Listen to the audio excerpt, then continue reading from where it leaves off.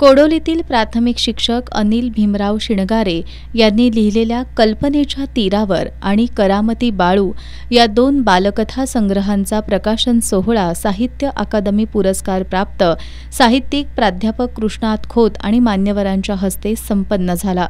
यावेळी बोलताना प्राध्यापक कृष्णात खोत यांनी समाजातील कल्पनाशक्ती मारली जात असल्यानं तो समाज यांत्रिक होऊन निराशेकडे जात असल्याचं सांगितलं। भाषा शुद्ध आणि अशुद्ध असत नाही, तर ती भाषा प्रमाण असते। वाचन संस्कृती ऱ्हासामुळे समाज झुंडशाहीकडे वळतोय।